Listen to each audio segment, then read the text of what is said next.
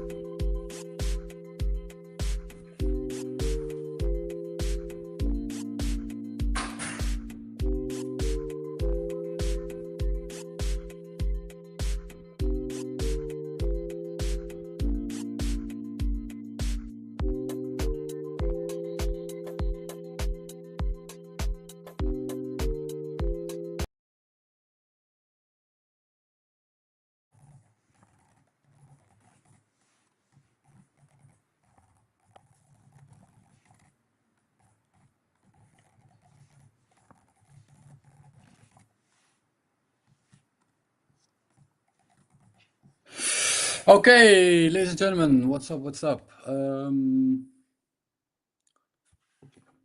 Just checking if I'm live.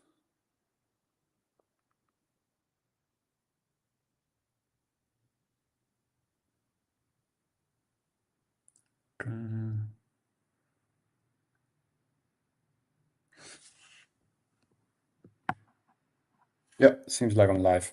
Okay, ladies and gentlemen, let me pull up what I want to pull up immediately. Computer file.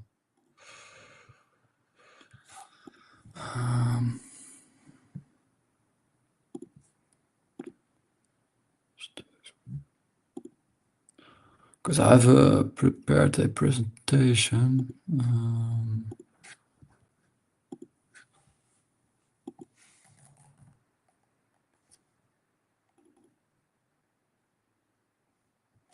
Let me see if you guys can see this. So yeah, I'll start off by saying the following, and I'll tell something personal first about me, which you guys might not know. I hope you can see the presentation. Amazing. Perfect. Can also. Oh, perfect. Okay. Yeah, so I will go over the full new setup, etc. First of all, I want to say that my apologies for being late, and I'll explain why I was late. So basically, since a year or well, a very long time actually, but since I think 2 years, I've discovered that I have like a very bad, um, how do you say that? A very bad skin issue. Let's put it like that. A very bad skin issue, and this skin issue has been sort of postponed by solving it by these things. And I don't know if anyone knows about these things, but these things are called uh, topical steroids. And they're basically like prescribed when I was young for heavy eczema. So I got that since I was a young guy. And basically, when I turned like 15 or 16, I basically couldn't go without them anymore. And I had to do it like every day. And I didn't know that that causes such a heavy withdrawal. It's it's unbearable basically. And I've known that now since a year or a year or two. And basically you should Google the symptoms and what it does. It's called topical steroid withdrawal. And basically what it does is it makes sure these things basically press the eczema down to the bottom layers of your skin so that the upper layers of your skin look normal. But once you stop using them, your skin gets so bad, way worse than it was before. And you come in this withdrawal phase where it's basically horrendous to basically live. And that's basically a bit of the situation that I'm in. And I've known this for a while, and I've postponed it constantly just to work on EstateX. But I'm getting to such a level that even with this stuff, look, my skin, it just hurts like crazy. I get open wounds all over my body. I can show you. It's just horrendous to live because everything hurts. Hug hurts, sweating hurts, laying down hurts, and you get such itches and rashes, and it's not solvable. And yeah, it's just a horrendous way to live. So anyway, it's a major problem that does not always get recognized by doctors. So I've been going round and round in circles, being able to find a doctor who's able to help me. And I got a doctor now who's able to see me in an hour from now. So I just got basically off the phone, and then my girlfriend has been arranging a bunch of stuff for me. And basically, an hour from now, I really got to see this doctor. And you're gonna ask now, what has this to do with anything? It's not to make anyone feel sorry for myself, but I just have to take this. What I had planned and what I still do, by the way, is I'm gonna lead you to a whole presentation. But what I had planned was to come in here with team members, go over the questions. But you guys asked like 150 questions in total. It's a bit crazy. I'm not being able to go over all of it. So what I'm gonna do is I'm gonna do I'm gonna split this in two ways. First, I will go over the Wyoming DAO structures and the new legal setup, so everyone understands it and everyone knows what we're moving away from, what the new business is. I saw questions asked about MiCA compliance, about how this holds up in court in case of litigation, all of that stuff. I will answer that. So anything related to this structure, I will now explain to you. And then next week, I will, Graham is going to join. Other team members are going to join as well, and we will go over the other related questions, blockchain, marketing, etc., etc. So I'm basically able to split it in two. So yeah, that's just what I wanted to mention, and that explains the whole situation. Anyway, okay, thank you for your attention to this matter. I know Antonio will like this one.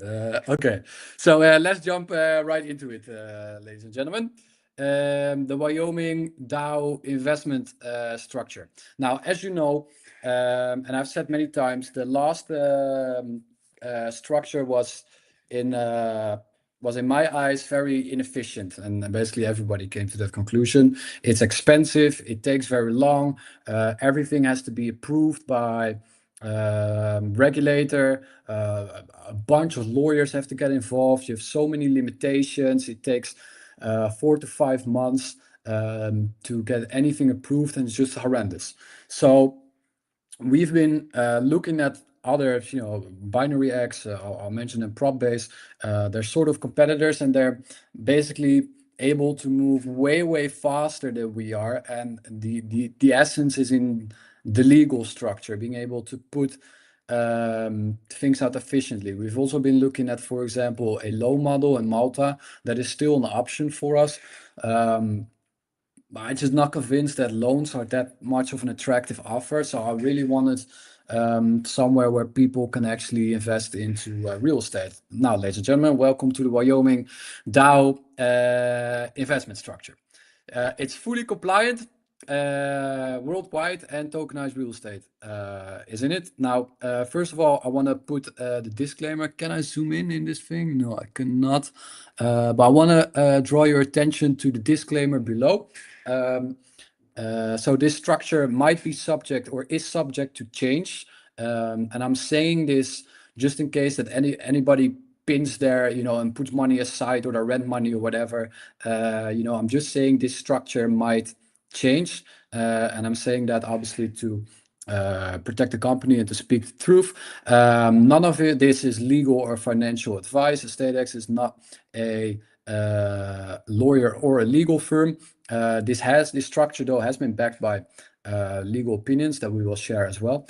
And this is not a solicitation for any kind of financial product to any person in any jurisdiction. All right, with that out of the way, let's get right into it, ladies and gentlemen. So the structure and the benefits. So first of all, we've chosen for the Wyoming DAO structure because the state of Wyoming has drafted a special regulation for DAOs, under which a DAO, which is a decentralized autonomous organization, can be established in Wyoming as a limited liability company with specific characteristics. These characteristics are primarily formed in the offering documents and the articles of association and that type of stuff. Now, the management of the DAO LLC is vested in its member, like similar to classical models of LLCs, but it's member management, and in the smart contract, it's algorithmically managed. So that means that basically the token that is associated with the DAO, which will the prop X token will be, basically gives you voting rights and that type of stuff, and that's all arranged by a smart contract, which will basically put to be made decisions forward about the DAO. So basically, to summarize how that then works, is that the decision making is encoded in the protocol. Investors buy PropX tokens, and then which is associated to a certain property that's going to be bought by the members of that DAO. So when you buy a property token, you basically buy an entry in the DAO, where you guys will buy the property. And that is then associated to the DAO of which you bought your entry ticket. So that is basically in some, it all sounds very complicated in the back end. Basically, it's nothing more than you buy a token and you have a piece of the property. Basically, that's shortly how it's summarized, and then that gives you the right to rental income and all of that.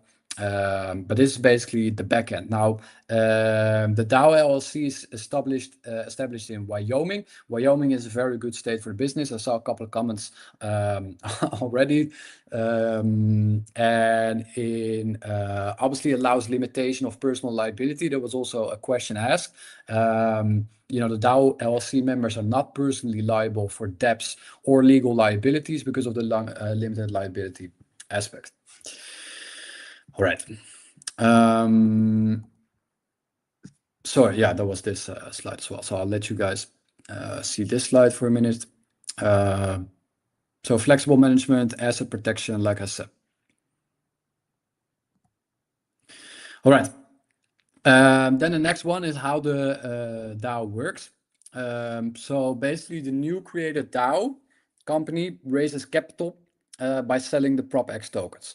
And this also gives you the governance right. So basically, there is a specific property tied to the DAO LLC for the offering. That's basically constitutes the total offering. Then you buy a PropX token, which is automatically your entry ticket into the Wyoming DAO, but also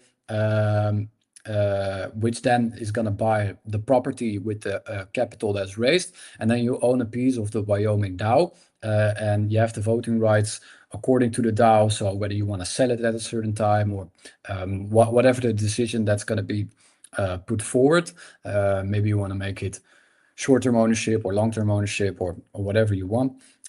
Usually we already got renters or rental income that's basically set aside or paid up front or whatever, just like happened with the Cape Verde offering.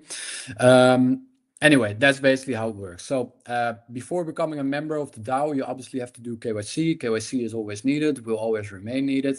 And the tokens obviously are not intended to be marketed or sold in any jurisdiction where they legally may not be marketed or offered for sale. And that also comes obviously with the KYC to be able to filter out the jurisdictions that are not, that, for example, are on sanction lists.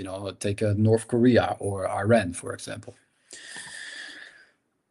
All right. So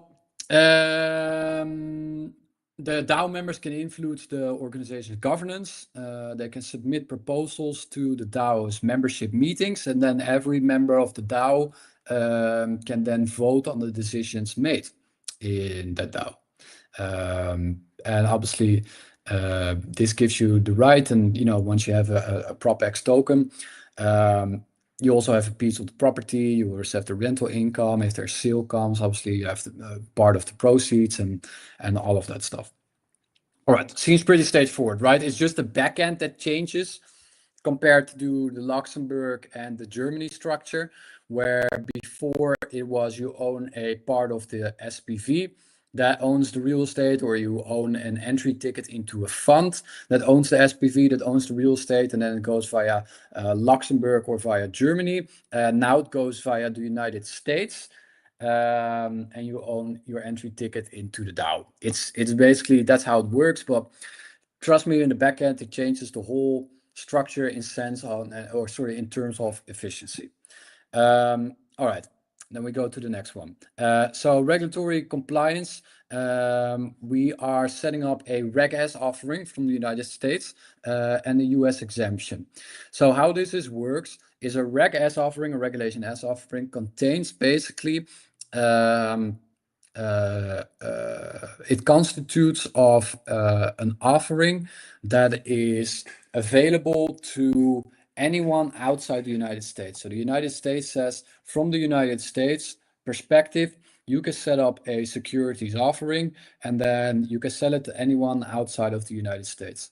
So this is designed for the non-US persons. Obviously, standard KYC AML checks are done, and it's completely compliant with the US security laws.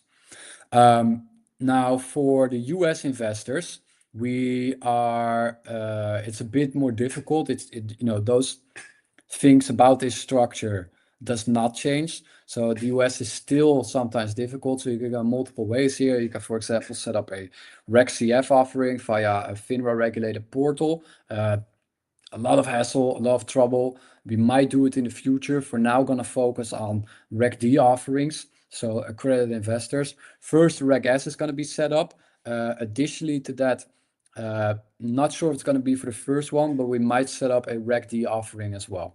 That's going to be, for now, only to accredited investors, although we are considering making use of the exemption of 35 retail investors, and then per offering you could allow 35 retail investors from the United States. This might be something that we do, but that hasn't been fully decided yet. All right, then the next one, obviously, where a lot of our customers are based, are also the EU. Now, I'm going to answer a question that was asked in the sheet as well, and I will go through it, after this as well. Let me get it. Yeah, here. So we said the Wyoming DAO structure lets investors participate in this entity and purchase real estate together. By being compliant with EU and UK exemption laws, we are fully compliant, backed by legal opinions in every jurisdiction worldwide. This is something that we have put out. And then the question is, so this implies you don't comply with MiCA requirements, but have taken an exemption backed by legal opinions. Won't this result in litigation till these opinions are court tested? This has nothing to do with MiCA. What EU regulators look at is the substance behind the token that makes them qualify under a certain regime. And these regimes that you can choose from that are available, so to say, are MiFID II, and MiFID II handles the security regulations, and MiCA handles the tokens regulations primarily. Also security tokens, but because this is this token has been formed in a way where it gives ownership of an entity and also the right to rental income, etc. It will fall. We have been advised. I have to say, this is not my opinion. We have been advised by lawyers that this will fall under MiFID II regulations. So we are being compliant with MiFID II. So it's not like, oh, you've taken a backdoor of MiCA. It's completely unrelated to what this is. And this is basically what we comply with is the 150 investor exemption rule of private placement under the MiFID II framework. So basically this means that we are doing a private offering, and this basically means that you can offer this to 150 investors per EEA member state. How this works is, first you come onto the platform, then you do strict KYC verification so that we in the backend, Graham, the tech wizard, can track what country you come from, so we can basically cap that in the tech that the property is being offered to 150 investors on the platform. Obviously, you have to go through a questionnaire as well, so we can assess your investment level. So we make sure that people don't over leverage themselves compared to their income. So we're going to ask for source of funds. We are going to ask for what's it called? We're going to ask for proof of address verification, obviously your residence, passport screening, and you're going to have to fill out a questionnaire. And within that questionnaire, you basically state how much experience you have, if you're a qualified investor, how much you invest, how much your assets you have. And based upon that, we basically set, we give you a score, and based on the score, you're gonna get a cap of how much you can invest. And with that, we're also completely compliant. So this is what we abide by EU regulations. Now, the whole onboarding flow, setup process, etc., we're backed by a legal opinion, and we do everything that's laid out in that legal opinion. So that basically means that regulatory, we've been guided by a lawyer that has specialty in these type of frameworks and has been handling it for many years. All right. So then the benefits of this structure.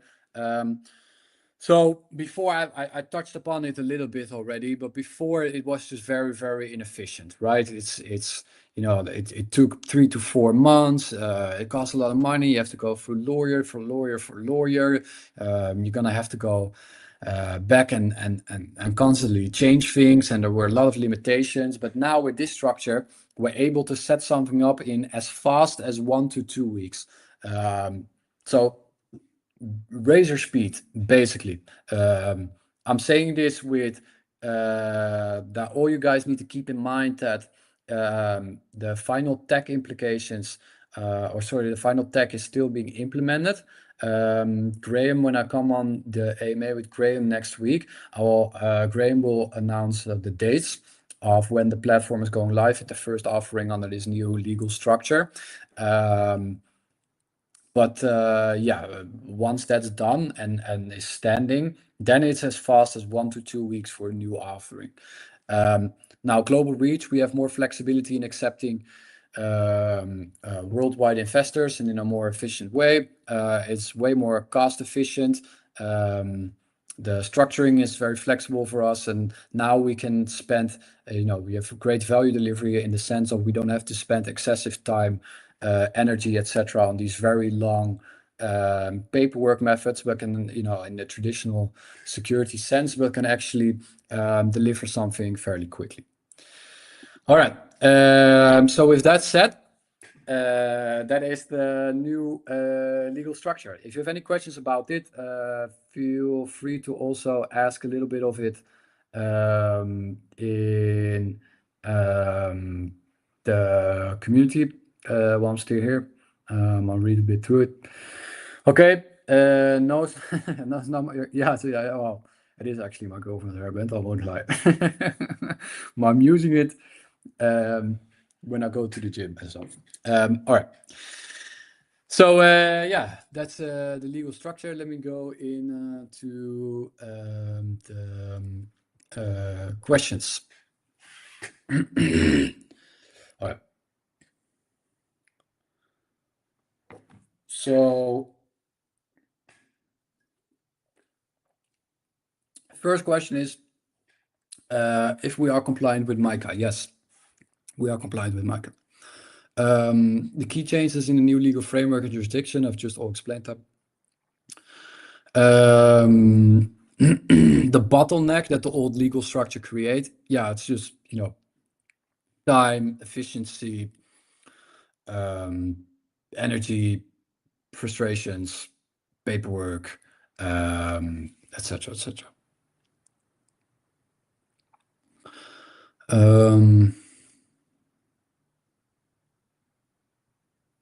So we move away from presence in Germany and Luxembourg. Will the company now be based in Dubai? No, will be Wyoming. How's the token now legally classified? And what rights do holders have? So PropX token is still a security, it remains a security. And the rights that holders have, I explained that before. So basically your entry ticket into the DAO.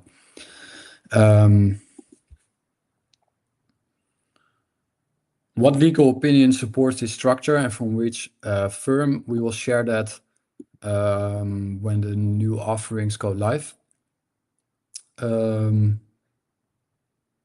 How does the framework ensure compliance with security laws across jurisdictions. So, oh yeah, I forgot to mention that in the UK, sorry, and the EU then, or the EA, is the MiFID II private placement exemption framework. And then it's going to be a Reg S compared with a Reg D from the United States.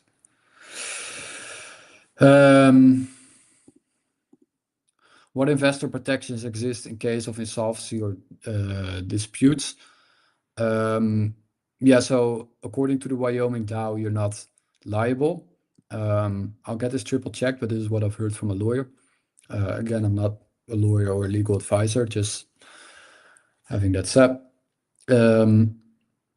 Does the new model change how value and returns accrue to token holders? No, it's still all the same. If you mention ESX, it's still going to be,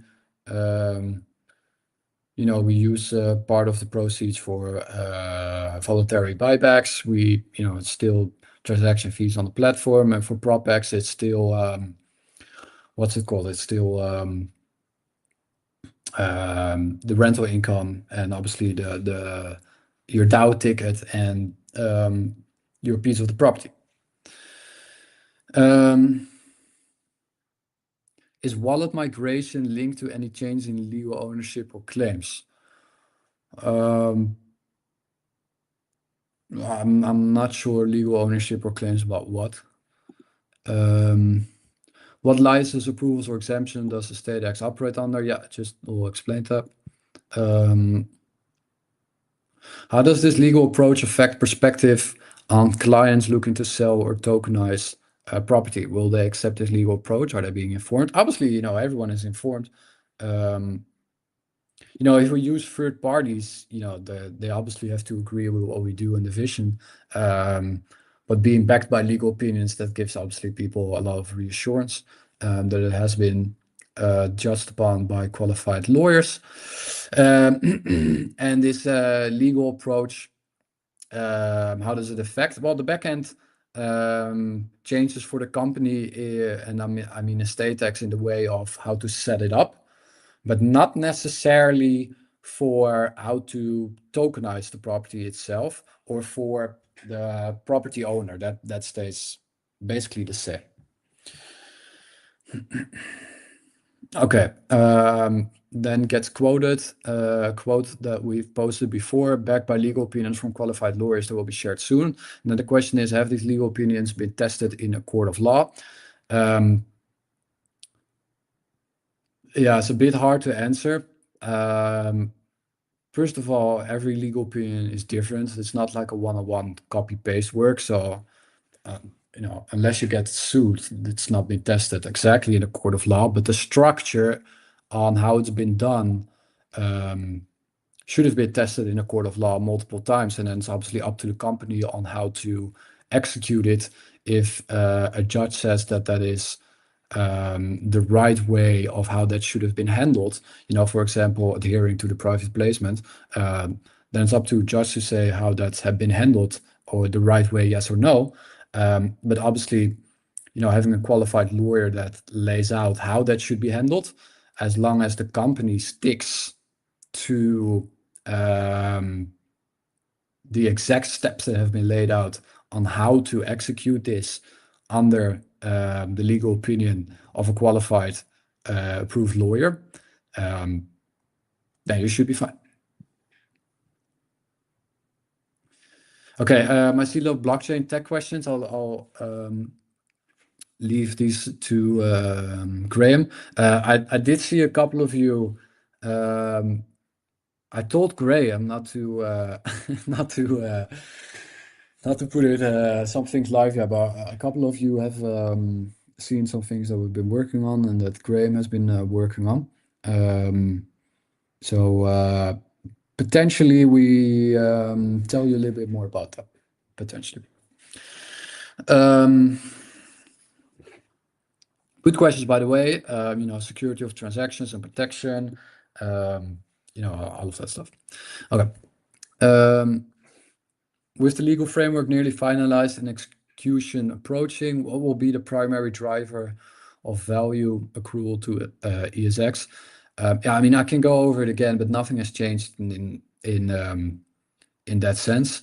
The utilities stay the same as what they've always been. How does the project plan to encourage the use and adoption of the token in the community? Yeah, so like I said before, you know what I mean. This goes in the same way as before. You can use it for the transactions on the platform to pay the transaction fees in the ESX blockchain, obviously, where we're going to tokenize asset projects on and other projects. It will be used for gas fees.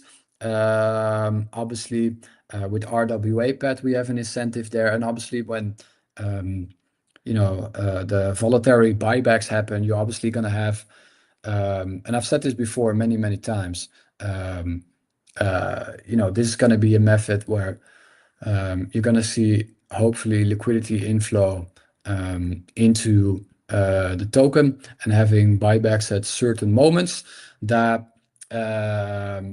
obviously has a positive effect on the token. And whenever when you don't know when it's going to happen and a buyback happens, based upon the revenue, once this legal framework has been executed, it's going to go live in the next couple of weeks probably, and then it's finally moving from that building and structuring phase to the non-stop execution phase. And I know that the execution has been very painful, but I can't wait to finally get these buybacks going, to finally see price increases based upon that, to share that with you. And by the way, we're working on a couple of other very cool methods as well that could be hugely beneficial for the token. I've already teased it a little bit. I might announce something next week, but I might not. I have to discuss that with the team. But yeah, stay tuned for that. A couple of people have a little bit of knowledge about it. But yeah, let's see. So stay tuned for that next week, because it might drop all of a sudden and then you're going to be like, whoa. Why are the tokenomics withheld from investors outside the Unicorn Club? Yes, there's no reason. I will share it right after this, AMA. By the way, I see a lot of questions asked about milestones, roadmap for the next 60, 90 days, etc. So I'm not going to answer those because it's all answerable in a very simple way, which is next week I will share the full roadmap, and I will even share roadmap before the next AMA is going to be. I might do the AMA on Monday. I have to look at it. Maybe Tuesday could also be. But yes, so I can answer all of that, but that will lay it out, and I'll also record a video about what's coming, etc.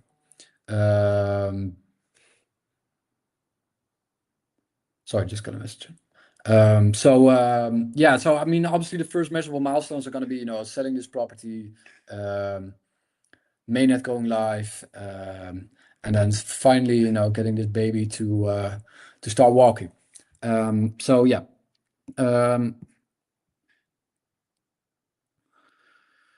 Right.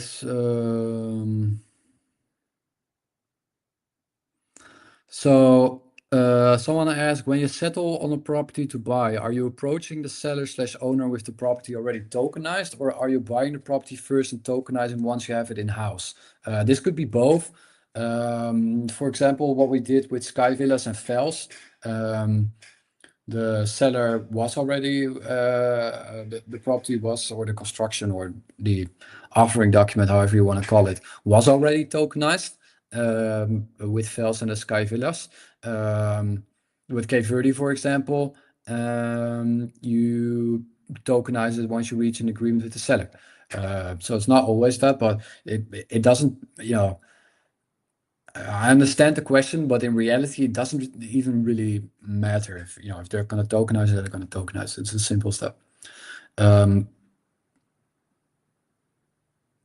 Will the restructuring and new legal frameworks have an impact on the launches of the pillars? Yeah, duh. Yes, of course. There will be, like I said, it's going to be rolled out in the next couple of weeks, and immediately now we can finally speed things up. Um,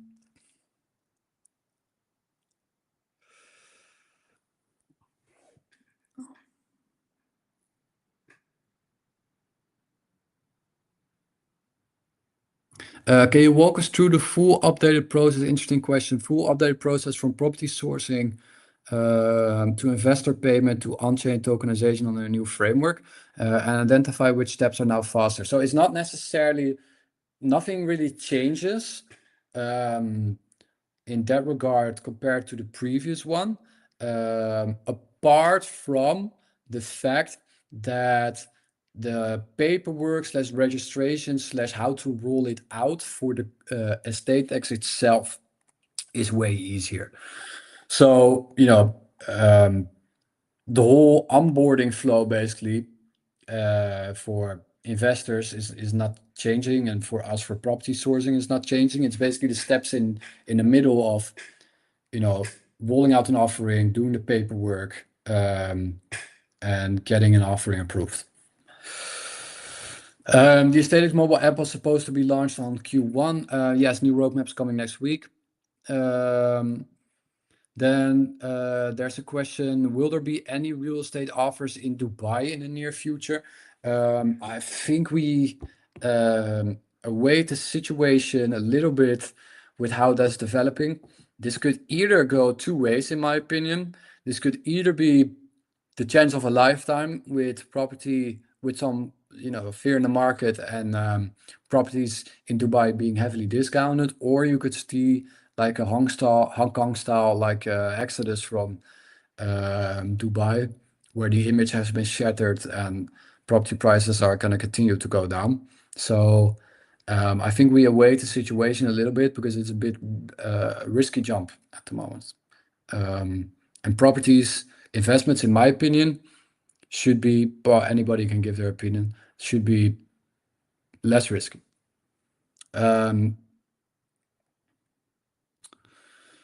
Why do Sky Villa investors not know if they've secured a piece of the development and have to rely on your Telegram response? They don't have to. They know it from FELS. Once you go to FELS, you get an official notification from FELS, and you can always go to the FELS customer service who handles this situation at any time, and they will be more than happy from Monday to Friday. They're very good guys and very responsive and very friendly as well. And they will help you and give you your official acknowledgement. Besides that, if you have signed a contract that confirms that you have the right and bought into that offering, it's pretty secure, I guess.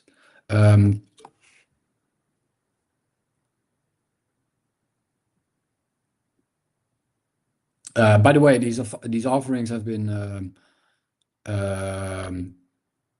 approved by BaFin as well, the German financial regulator. Please provide names of property groups approaching EstateX, not just hot air. I can't name any. I'm gonna give you hot air because I can't provide any property groups if no deal has been closed, obviously. That's just that would not be a good way of doing business.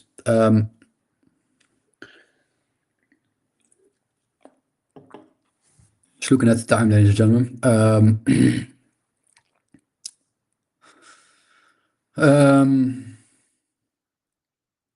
Marketing for RWA pad listing, and is it an airdrop or not for the first project? Well, I've put out a poll on Flashy yesterday, so I'm not sure if that's going to be the first project yet. So as long as that first project has not been decided for now, we can't say if there's going to be an airdrop. I also don't want to commit to timeline right now because I just want to make sure that the first project is right. Because I did see some debate, but I do kind of agree with the sentiment of your first project can only be one, and there are not a lot of good performing projects at the moment. So you want to make sure that the ones that we choose is the right one, and obviously also fully backed and supported by the community. So that's why we always put a voting out. Flashy came through our due diligence. So Flashy is a good project, whether you want a presentation or not. But it obviously also has to be bought, and we also have to be 1000% sure. So it's very easy to put projects out, but it's hard to put the right project out.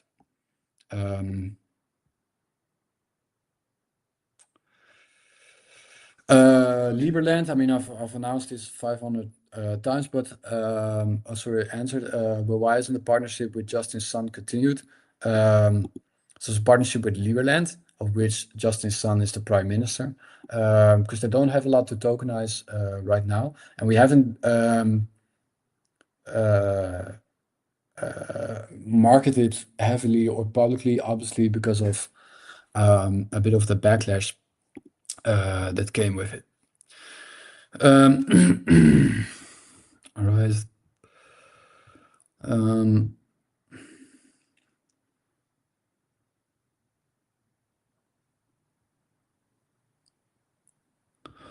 Okay. So questions about team and stuff. I will get the guys on next week, and we will answer it too. Like I said in the beginning of this AMA, I wanted to come on here with all the guys. That was the plan. But obviously, I have these things that I need to take care of. What I mentioned in the beginning. I'm gonna do a couple more questions looking at the time.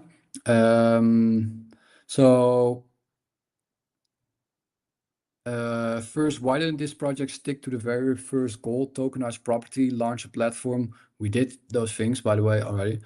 Start generating revenue and then follow up with a launchpad and a blockchain. This is exactly what we're doing now. You know what I mean? We're gonna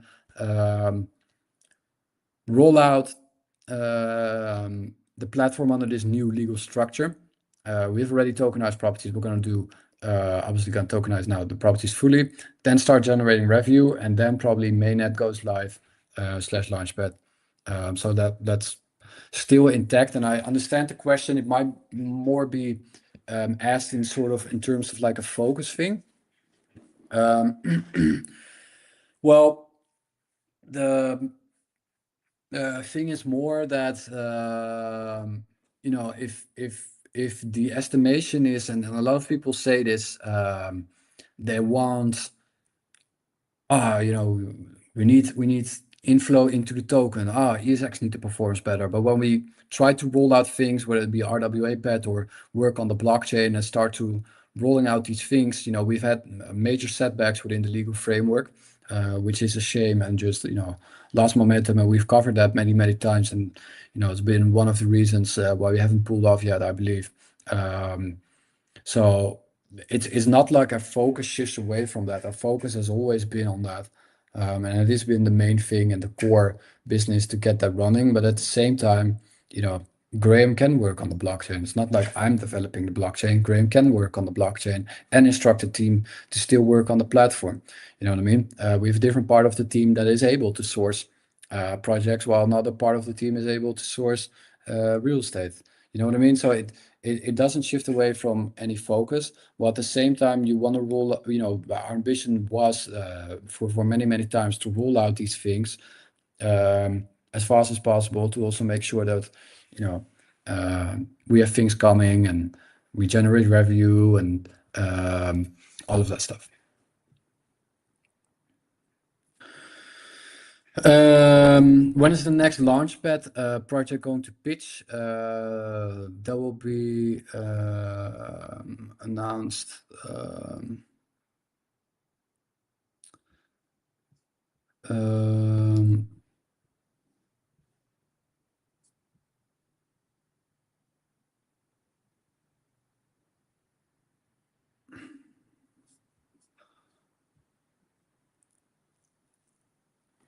Okay, this is a good question. I'm gonna take this one as the last one for now, and then I'll come back. Maybe I'll do it tomorrow. Could also, yeah, I can't get guys on, so I'll do it next week. So I'll take this one as the last one, guys. I think this is a good question. So as EstateX moves further into restructuring in a more regulated business framework, it feels like the relationship between the company and the community is naturally changing. In the earlier stages, there was a very close and informal interaction with the community, whereas more recently, communication has become more structured and cautious, which makes sense as the project matures. Could you clarify how the company now views the role of the community going forward, and what level of involvement, communication, and influence token holders should realistically expect as StateX continues to develop? So yeah, I don't see it any different. Like the community has changed a lot over the years. Like I don't think you could compare this community with how it was 3 years ago. I think it was a lot more a lot more family-like, and it's now been a bit more hostile and I think divided into camps and stuff like that. And I understand why that is, you know what I mean? Um, yeah, I'm still informal with people, and I still have my DMs open as always, and I don't see any investor less than others. Um, and you guys are still the backbone and the core of this project, right? Um, as in, if you don't speak with your customers, you never know what they want. And I still have a lot of great bonds with a lot of people. I still chat with a lot of people. I still take calls with people. And anything I do is for the benefit of the community, and I will always, try to put my best foot forward in that regard. So I don't see it any way different than what it was. I listen to you guys. I read the chat. I take on board feedback, and I share ideas with people. So that will continue to happen. Okay, ladies and gentlemen, I really have to go because otherwise I'm going to miss this appointment. There are some questions left. I'll take one of the community as well, which I think is a good one. How come it took so long to switch this legal structure? Why didn't we start here? Asked Exit Liquidity. So basically, first we try to go for like a heavy regulated EU structure, where we've been looking at crowdfunding license, alternative investment fund manager license, and we switched away from those models because always somewhere in the process it was inefficient, or it took long, or we got new advice, or there was a better structure on the market, and we pivoted away from those things. This structure has I think when we started, this structure wasn't even available. I think it was 2022 when Wyoming DAO structures came, or the regulation changed in Wyoming regarding that.